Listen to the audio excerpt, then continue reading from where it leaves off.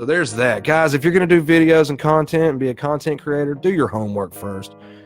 When you do a show, you got to write that shit out. I've only done that a handful of times, and I'm guilty of it, I know, but I'm going to start doing things different. I had a video of us going down the streets of Festus. That footage is over a month or more older. Oh, yeah, the next video after the damn New Madrid, the Michael Brown Memorial / spot. I don't want to say history was made there, but it was a historical moment, I guess. Definitely, it was a historical moment. Yeah. We're going to go ahead and say that. Yeah. You can quote me on that. There's a lot of people that go, they don't give a shit about Michael Brown or that whole incident because, it could be looked at from a lot of different angles. But to me, we were in the area, and I'm that kind of guy. I like to see historical places, and I want to see the area. I want to feel the ambience and the fucking, like, if you used to tell somebody something off a story you read off the news or heard, they're going to envision it in their own head the way it is, like they think they perceive it. But until you're there, you won't get a sense of air of what it was like. Probably could have been the tension-wise that day. Out of not trying to be like annoying or look stupid, it was one of the things where I'm not getting out of the fucking car. Fuck that. If I'm out here walking around waving a phone, recording like I'm just walking down the street, motherfuckers out there could take offense to that. Then that place wouldn't be known for just the Michael Brown incident. It'd be known as one of Michael Brown's stupid stalkers trying to get photos like it's freaking Chuck E. Cheese or something. And it's like, I don't want to be disrespectful like that, but this is historical shit. I wanted to get a photo of the plaque that was put in the sidewalk. It had like a dove. They had stuff in the street. Go back and check my videos. I'll come back and pin a link to some of these that I'm talking about. But yeah, we're getting on up there, man. But like I said, we've got a lot more places to go. But for the most part, when I wanted to put that Michael Brown one up, I had it on file for like a couple months, at least 3 or more. And I just didn't know how to edit it or go about, doing it. So, but one of these other YouTubers I follow, Black Bigot, he just did like a little tour across the Midwest and all that shit. And he happened to be there a little over a month ago. When he rode through, none of that stuff was in the street. There was snow on the ground. So, I feel like my video is better than his, but he actually did get out and talk. He actually and he brought up something else that wasn't there that I didn't see on the Google Maps, that when we rode through, there was another plaque out there. I don't know if you know about it. If we go back and see Black Bigot's video, I'll show you later, baby. But yeah, there's another different type of memorial thing around or something. But my video is better, Black Bigot, so fuck you, fuck off.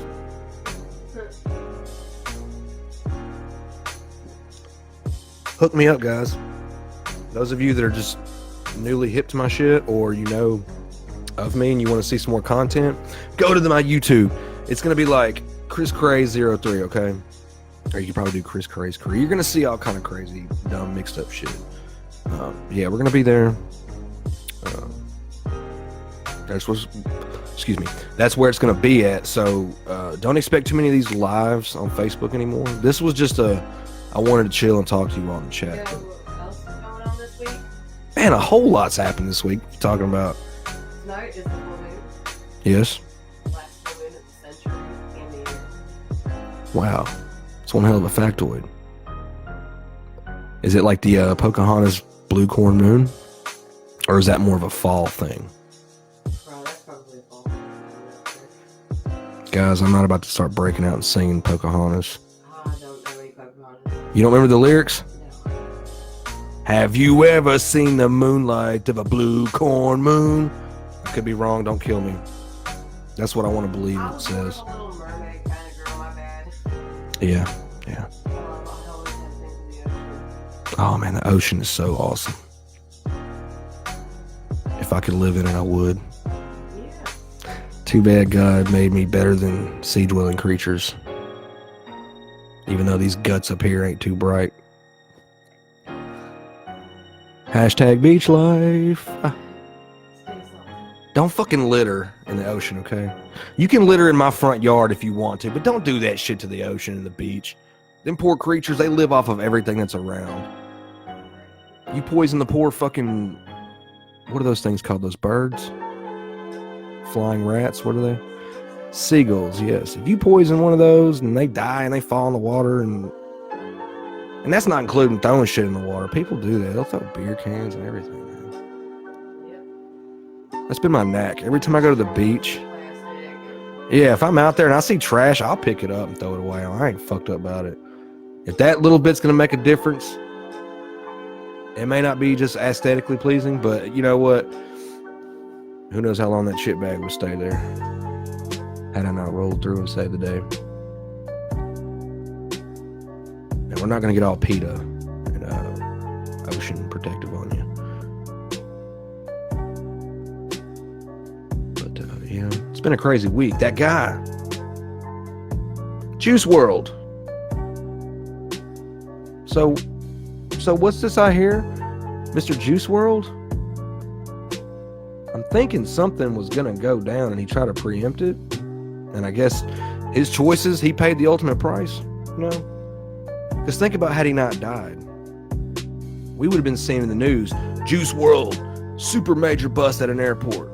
Weed, codeine, pills, guns, the whole bonanza, right?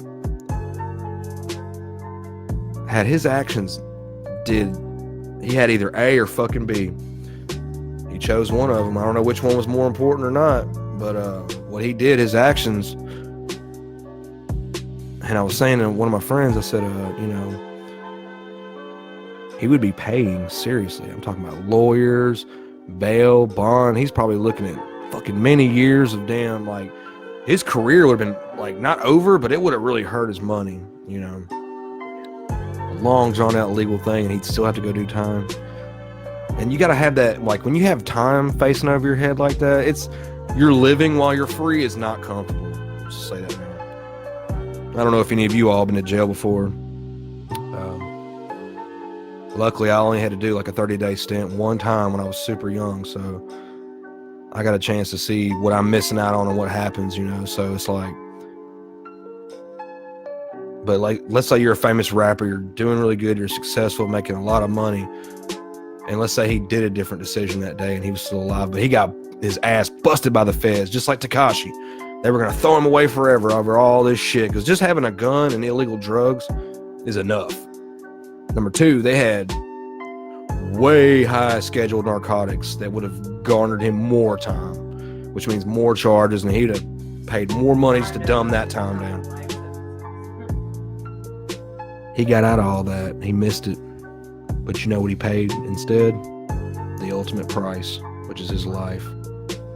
So guys, don't do that dumb shit. If you get pulled over and you got something on you, don't fucking pop that shit thinking, oh, cop's gonna let me go and I'm gonna fucking puke it up on the side of the road in time.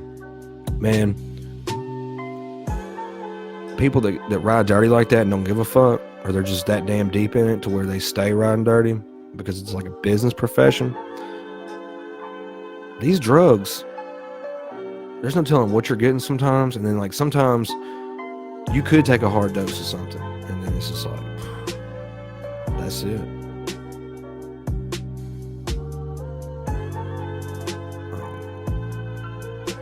That's stupid to get like cut down so young over something like that.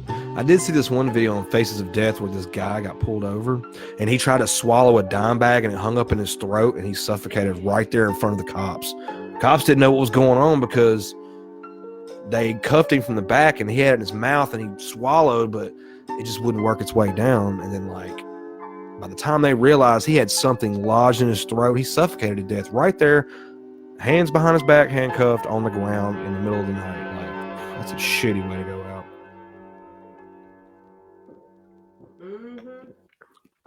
out. From what I'm thinking, and I don't have no business speculating what I think happened, but from what I've known, like what I've heard so far, I'm thinking maybe he tried to attempt to swallow a lot of pills, because face it, you're not going to hide 71 pounds of weed.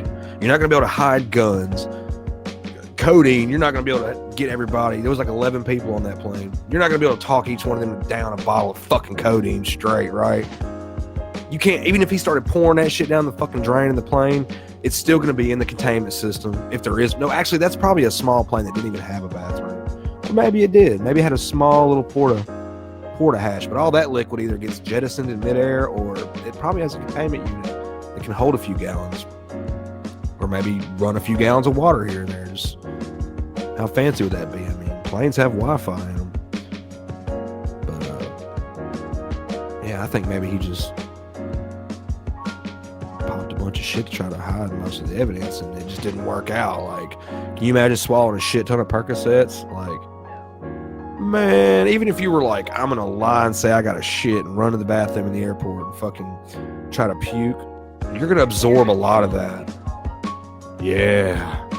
What if he crunched them up and swallowed them so that he could, can you imagine getting a mouthful of Percocets and chewing it up and just washing it down with a bottle of codeine? Yeah, that's probably what fucking happened. That poor guy probably euthanized himself to death. So there's that. R.I.P. JuiceWRLD. Another one that's kind of doofy as fuck. Nick Cannon. Are you all familiar with Papaw? This guy's been in show business as long as I've been alive. And he's been in the spotlight his whole fucking life. I mean, he's got a career being famous, okay? He's done a lot of shit. Movies, music, blah, blah, blah. He does it all, right? He's the next P. Diddy, whatever. So apparently, yeah, you know, Eminem took stabs at Mariah back in the day, right? Well, she fired back at some shit. You know that song, Obsessed? Why you so obsessed with me? Of course, Eminem, he had to come back. Oh, I'm obsessed now. I remember that part. Well, anyway, he dissed the shit out of her and talked about all this and that. And she kind of was like, look, motherfucker. I ain't no rapping ass dog. Like, you're not going to be dissing me back and forth. And look, I got my jab in, but you're Eminem. You're Eminem of all people. You could bury me, Mariah Carey, okay? The youth will listen to you. Even though Mariah Carey's powerful, rich, she's got everything going for her still. But it's like, I think down the road, Nick Cannon had said something in her defense, because that's his baby mama. I asked my friend, I said, why is Nick Cannon up her ass? So what, he was married to her. I forgot. She has kids by him. So he's out here defending his baby mama. He said some shit years ago, retaliating on everything that Eminem had did. Well, then I think Eminem fired back in that Kamikaze album he had, right? And then Nick's just been running his fucking mouth the whole time. He's like, fuck you, Eminem. Ultimately, that's what he was thinking. So he's got to protect one of the greats, Mariah Carey, right? And that's his baby mama. I think twins. Go him. But what got me was he made these diss songs. It's like, Nick, you're like fucking 2 separate flow beefs and 9 years behind or more, okay? Why didn't you chew his ass up in the studio back then when you wasn't like as tatted up? I think Nick Cannon's going through a phase. And you gotta think, yeah, you're Nick Cannon. You're the Nick fucking Cannon, right? You're not gonna come out of the woodwork all G'd up and shit with your buddies and just think you're gonna slam some at Eminem and not expect him to come back. Now, I'm not defending Eminem in any way. I'm saying Eminem is that caliber dude to come back and diss, right? And he's one of the greatest beefers. Like, he's had the most epic beefs with shit. He probably would have beefed with Tupac if he was alive. Something would have came up. Shit, he was already fucking hating on Biggie or whatever. I could be wrong, I don't know. But yeah, Eminem was like kind of one of them dudes where if you had to deal with him, it's best just to don't poke the bear, because he can make it look messier down the road, you know. But yeah, Nick Cannon, what the hell, man? Like, you got your views, but somebody pointed out, made a meme. They memed your ass to hell and back already. They said your dislikes outweigh your likes on the plays. Like, people are merely showing up and going, boo. Now, Not that any of the dislikes are going to change your ratio on YouTube, because that does not matter. That just keeps track of how many people say they didn't enjoy this shit. But that's like the ultimate fucking troll. You think you're going to come at Eminem after all this shit and all this time? Eminem kind of lazed out with the MGK thing. I don't know if that was forced or on purpose or what. Yeah, but they're joined to the same powerhouse record label. They're both Interscope artists. It doesn't matter who got the more views, MGK or Eminem. What matters is who came hard lyrically and pretty much bodied you, right? MGK came out fucking hard, and I'm not an MGK fan.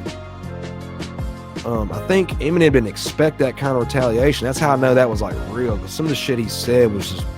Because you gotta think, Eminem's so used to people attacking Kim and Haley, and that's all people can say. They call him grandpa anyway, and they fucking attack his wife and call her doped out prostitute, whatever. Eminem's even said this own shit. Eminem's killed his own mom and baby mama on fucking tape. Even Dre. There's nothing you can really say to Eminem that would like affect him, really, Nick. So you fucked up on that. You got some L's on that shit. We're not even gonna review. It just hit me. Hey, why don't you go ahead and review Nick Cannon's diss track to Eminem? Fuck it, I ain't gonna waste the bandwidth.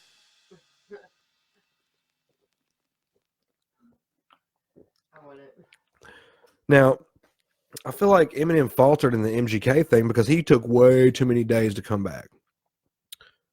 But you got to think, Eminem's this kind of guy that he's built himself up a reputation to where he's Eminem. He don't have to fucking work around your time. Now, he dropped Kamikaze. MGK came back in less than 9 or 8 hours or some shit, and it was hard. Video and everything. I mean, this boy was probably having breakfast that morning as they were filming the first cuts and reels. No doubt, dude. That picture, that video, it was so clean and pristine and new. He literally shot that as soon as he got the shit mastered and sent back, and it was daylight again. So he probably spent from like all day during the day, like recording it, getting everything ready, and writing it. And some shots at night. It was pretty impressive, yeah, and some night shots. And then he sent the track off, and then by the time daylight came, within hours, he had a video mashed up, edited, and sent to the public. Straight up. I said, damn, MGK, you came in with a fast delivery. You should work for DoorDash. The DoorDash of disses. Beef man, what's for dinner? So Eminem basically came back, and I feel like he didn't defend himself properly because he took way too much time. And he pretty much just did a rebuttal to everything MGK said. So, but yeah, Nick, you're probably going to get extra special treatment because cutely you went ahead and did a video too that quick. Like, it probably took you months and months to make this song and make it happen, okay? And then you turn around and put a video to it, which I have to say is classy. Shows you care. But you basically wasted man hours, time, and money just to get yourself injured later on down the road. Like, that's... You won't be able to call that poetic justice. So anyway, Nick Cannon, there ain't no telling what the fuck you're going to do or what he's going to do. But this shit's getting out of hand. I seen something earlier. Joyner Lucas gets on Twitter and he's like, hey, yo, at Nick Cannon. Don't be jumping my mans or some shit. And he's like, unless you want to get fucked up by 50 Cent, Royce da 5'9", all these Santa Claus and the Easter Bunny, everybody on the sun, moon, and stars, okay? But there was a few things he didn't know because he was misinformed. At least 2 of those people have been fucking with Nick Cannon strong for many, many, many years, like their blood ties, like relation or business. So anyway, Joyner Lucas, sit your motherfucking ass down is basically what everyone was saying. But yeah, there can't be any more Kanyes out here. We don't need that many. We can deal with one Kanye, okay? We've bitched about him, but you know what? We can handle and stomach and tolerate one. You're now listening to Chris Craze. You're now listening to Chris Craze.